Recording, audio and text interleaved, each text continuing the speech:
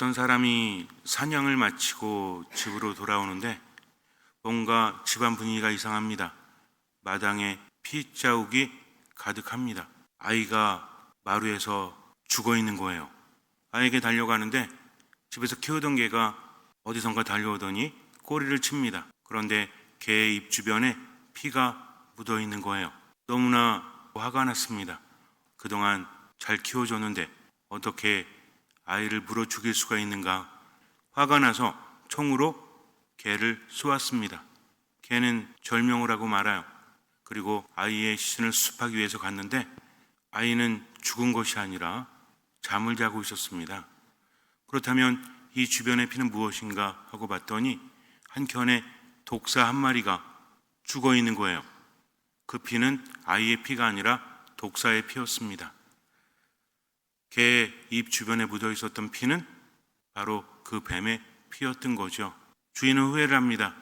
개의 시신을 안아보지만 개는 살아날 수 없습니다.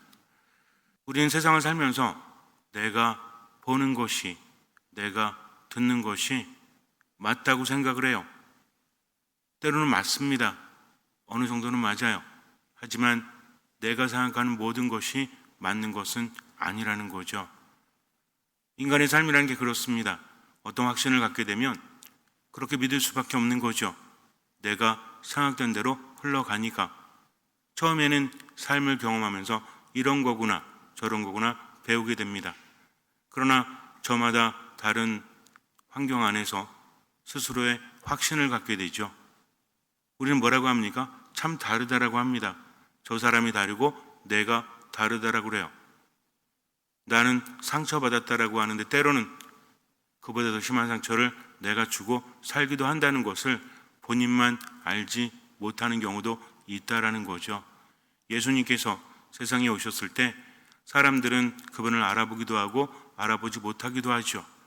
우리는 이런 생각을 해요. 내가 만약에 2000년 전으로 돌아갔다면 분명히 그분을 알아봤을 거야. 그리고 그분과 함께 했을 거야. 과연 그랬을까요? 우리가 2000년 전으로 돌아간다면 예수님 편에 섰을까요? 아니면 예수님 반대편에 섰을까요? 아무도 장담할 수 없는 것이죠. 2000년 전이 아니라고 할지라도 지금 예수님은 나와 함께 하지 않습니까? 어떤 사람이 예수님일까요? 내가 좋아하는 사람, 내가 사랑하는 사람뿐만 아니라 때로는 내가 싫어하는 사람, 그런 사람이 예수님일 수도 있다는 거죠. 가장 미소한 이 하나가 바로 나다라고 하십니다. 너희가 내가 굶주렸을 때 먹을 것을 주었고 내가 목말랐을 때 마실 것을 주었고 내가 헐벗었을 때 입을 것을 주었다. 그리고 아플 때나 감옥에 갇혔을 때 나를 찾아와 주었다 라고 말씀하실 때 사람들은 언제 주님께서 그러셨습니까? 그랬더니 예수님께서 세상에서 가장 작은 이 하나에게 해준 것이 바로 내게 해준 것이다 라고 말씀하십니다. 우리는 세상을 살아가면서 진짜 그래요. 내 자신을 제대로 바라보지 못합니다. 어쩌면 그 누구도 제외될 수 없는 것 같아요. 때로는 감정대로 세상을 바라보지 않습니까? 그러면서 판단하지 않습니까? 그것이 마음속에 있고 생각이 번지고 그리고 세상에 나와서 말하고 행동하게 된다라는 거죠. 처음에 사람들은 예언자들을 보고 하느님의 말씀을 받아들이려고 하죠. 그런데 점점 그 말씀이 나와 맞지 않는다라는 것을 느끼게 되면 그때부터는 싫어하거나 미워합니다. 심지어는 박해하기도 하죠. 하느님의 예언자들이 세상에 와서 해야 될 일이 무엇이었죠? 예언을 하는 게 목적이 아니라고 했죠. 하느님의 말씀을 선포하는 거였습니다. 이 말씀을 받아들이고 잘 실천한다면 벌을 받지 않겠지만 이 말씀을 실천하지 않는다면 벌을 받을 것이다 라고 예언을 했지요.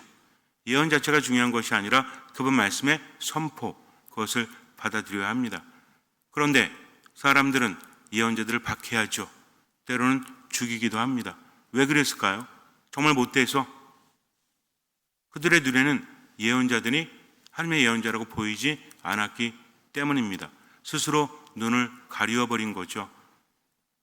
듣고 싶지 않은 말들, 그런 것들을 들을 때 그들은 외면하게 됩니다. 아주 쉬운 거예요. 우리는 저마다 아니라고 하지만 어떤 유원지가 있었습니다. 놀이공원이었는데 희귀한 동물들을 모아놓은 그런 코너가 있었어요. 사람들이 들어가서 보는데 첫 번째는 어떤 신기한 동물이 있고 두 번째도 희한한 동물이 있고 그리고 마지막에 이렇게 써 있는 거예요. 세상에서 가장 멍청한 동물, 세상에서 가장 위험한 동물, 세상에서 가장 웃긴 동물, 세 가지를 합친 동물이 있다고 합니다. 저게 뭐지? 사람들이 깔깔대고 막 웃고 난리가 난 거예요. 그래서 가서 봤더니 진짜 웃깁니다. 이상하게 생긴 어떤 존재가 막 쳐다보고 있는데 너무 웃겼어요, 그 표정이. 그래서 막 웃고 있다가 이런 생각을 해요. 근데 이거 처음에 입구에 들어왔을 때 거울이 하나 있었거든요. 그걸 사람들이 바라보고 이게 뭐지 하고 이렇게 쳐다보다가 지나갔는데 지금 그 모습이 처음 코너의 모습이었다는 거죠. 처음에 들어갔을 때 이곳을 쳐다보십시오라고 써 있어서 자기도 한참을 쳐다봤어요. 무엇이 있는지 한번 찾아보세요 라고 써 있었다는 겁니다. 이해가 되십니까? 그래서 한참을 바라보다가 지나갔는데 마지막 갔더니 세상에서 가장 멍청한, 세상에서 가장 위험한, 세상에서 가장 웃긴 동물이라고 쓰여 있었다는 거죠. 지금 내가 보고 웃고 있지만 먼저 지나간 누군가는 나를 보면서 웃었겠지요. 이런 생각이 들어요. 어쩌면 우리들의 삶도 저런 것이 아닐까. 나는 아니겠지라고 하고 있지만 나는 세상을 제대로 바라보고 있을까요? 믿는 대로, 보고 싶은 대로, 듣고 싶은 대로 세상을 바라보고 듣고 있는 것은 아닐까요? 다른 사람에 대해서도 마찬가지죠. 그러면서도 나는 옳다, 나는 괜찮다 라고 여기고 있다면 얼마나 답답합니까? 정말 심각한 문제는 스스로 아는 것도 쉽지 않지만 안다고 할지라도 벗어나기 힘들다는 거죠. 우리의 삶에 있어서 가장 크게 작용하고 우리 삶을 움직이는 힘은 무엇일까요? 생각입니까? 감정입니까? 여러분들 어떻게 생각하세요? 생각대로 세상을 살아갑니까? 감정대로 세상을 살아갑니까? 우리는 생각대로 살고 싶지만 감정대로 표현을 하지요. 생각도 감정의 지배를 받습니다. 이제는 감정이 생각을 조절하기도 한다는 거죠. 하지만 본인은 알지 못하죠. 어떤 사람이 어떤 행동을 할 때 행동을 봅니까? 어떤 사람을 봅니까? 라고 하면 우리는 행동을 본다라고 말해요. 그런데 정말 싫은 인간이 옳은 말을 하면 거기에 동의하십니까? 아니면 반대하십니까? 아니면 입을 다물고 계십니까? 반대하진 않아도 찬성하고 싶지도 않잖아요. 그렇지 않아요? 아주 위험한 질문을 해볼까요? 여러분들이 속한 본당에서는 텃세가 있습니까? 없습니까? 우리는 텃세가 없다라고 생각을 해요.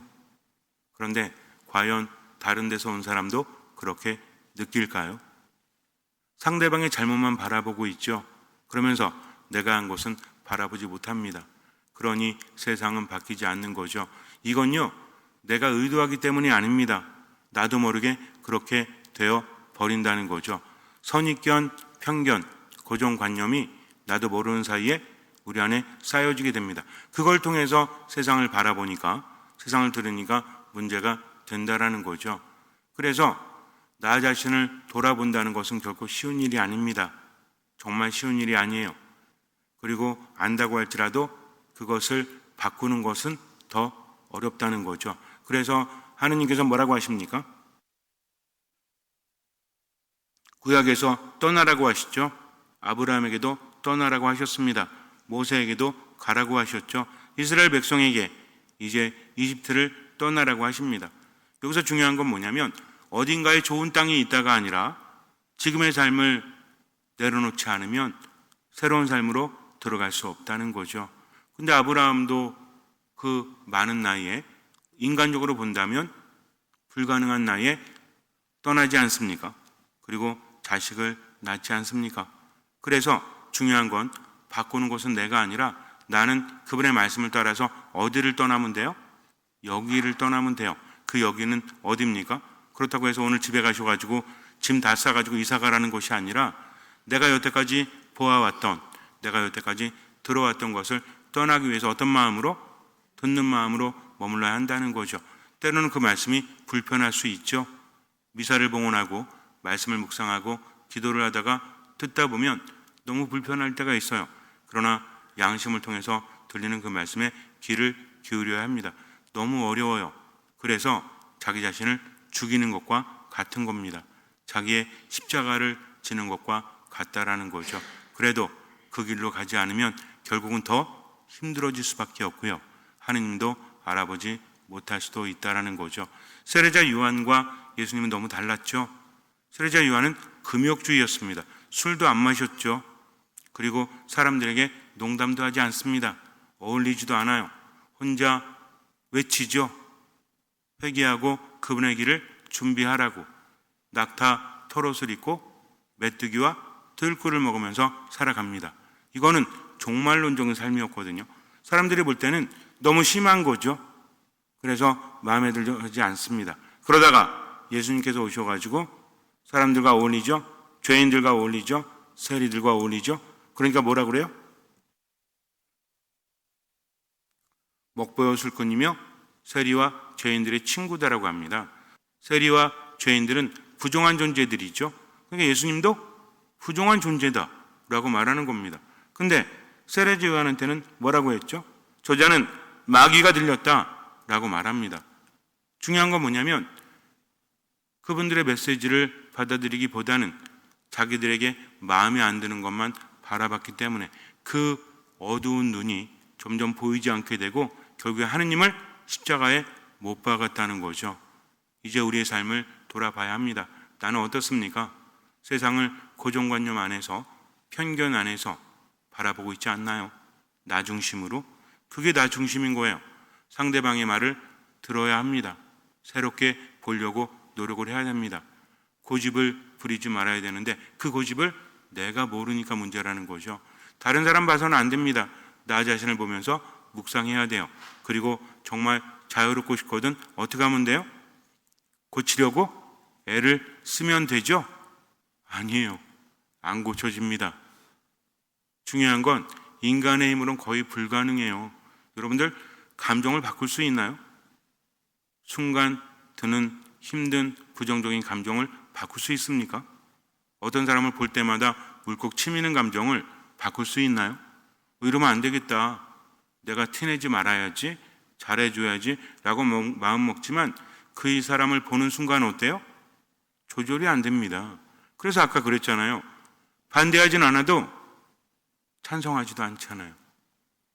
그게 옳은 것임에도 불구하고 이거는 정말 어려운 겁니다. 그래서 내가 할 수 있는 것이 아니라 주님의 도우심을 청해야 한다는 거죠. 그래서 중요한 게 뭐라고 해서 어떤 마음이다? 듣는 마음이다. 그렇게 하지 않으면 나중에 걷잡을 수 없을 정도로 빠져들게 되면 후회해도 소용이 없어요. 내가 보는 게 전부가 아닙니다. 우리는 상처 속에서 세상을 바라봐요. 저 사람은 믿을 사람, 저 사람은 못 믿을 사람. 스스로 그렇게 여겨버립니다. 왜 그런지는 알고 싶지 않은 거죠.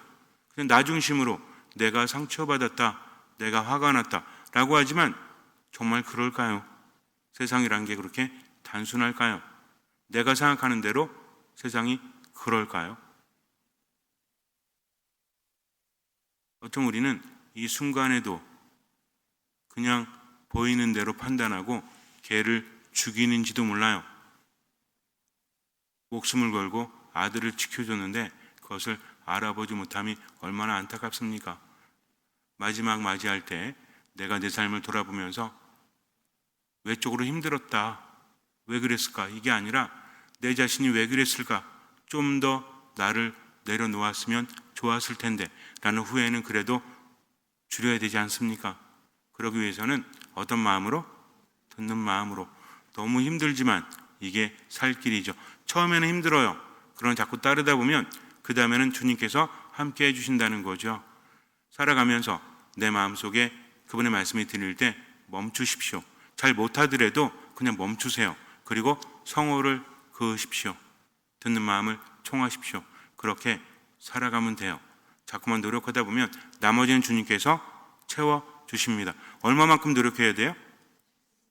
그전에도 말씀드렸지만 어떤 분이 묵주기도 하다가 성모님께서 도와주신다. 그런 얘기를 하니까 내가 묵주기도 5단을 해야 되는데 1단만 하면 나머지 채워주시겠지 하고 졸려 죽겠는데 묵주 손에 들고 좀 하다가 은총이 가득하신 나머지는 성모님이 해주시겠지. 해주실까요? 그게 아니죠. 분심 속에서 내가 기도하려고 하는데 마음이 너무 힘들어서 기도가 되지 않습니다. 묵주기도 1단을 하죠. 간신히 했어요. 묵주 손에 돌리지만 온갖 잡념들이, 번뇌가, 온갖 고민들이 머릿속에 가득할 때 그때는 어떻습니까? 연약한 우리를 대신해서 성령께서 간구해 주신다고 하죠. 그러니 묵주기도를 성모님이 안 해주실까요? 해주시겠죠. 그리고 시간이 지나면 나아지겠죠. 근데 최선을 다하지 않는다면 여기까지가 최선이야 라고 설정하면 됩니까? 안 됩니까? 안 된다는 거죠. 그래서 듣는 마음으로 산다는 것은 뭐 하는 거다? 설정해 놓지 않는 거다. 최선을 다해서 세상을 다르게 볼 수 있도록, 다르게 들을 수 있도록, 나를 벗어날 수 있도록 노력하는 거다. 뭐 하면서? 기도하면서. 혼자만 노력하면 안 됩니다. 기도하면서 노력하세요. 그래서 모든 것을 기도의 기회로 삼는다. 성호를 긋는다. 생각을 하는 것이 아니라 묵상을 한다. 생각과 묵상의 차이가 뭐라고 했죠? 생각은 혼자 하는 거죠. 묵상은 함께 하는 겁니다. 성호를 긋는 순간 묵상이 되니까 그렇게 살아가면 돼요. 너무 부담 가지 말고 얼마만큼 할 수 있는 만큼만 잠시 눈을 감으세요. 하느님을 알아본다는 것은 쉬운 것이 아닙니다. 하느님께서 내 곁에 함께하지 않으셔서 알아볼 수 없는 것이 아니라 함께 계신 그분을 내가 알아보지 못하는 거죠. 내 안에 갇혀 있다면 고정관념, 선입견, 편견에 사로잡혀 있다면 그것이 편견임을 알면 버릴 수 있죠. 중요한 건 편견임을 모르기 때문입니다. 여태까지 살아오면서 내가 쌓아뒀던 모든 것들 살기 위해서 그렇게 한 거죠. 이것은 벗어나기 쉬운 것이 아닙니다. 그럼에도 불구하고 새롭게 벗어날 수 있도록 하느님께서는 떠나라고 하십니다. 예수님은 자신을 버리고 나를 따르라 하십니다. 잘 이해하고 할 수 있는 만큼 실천하십시오.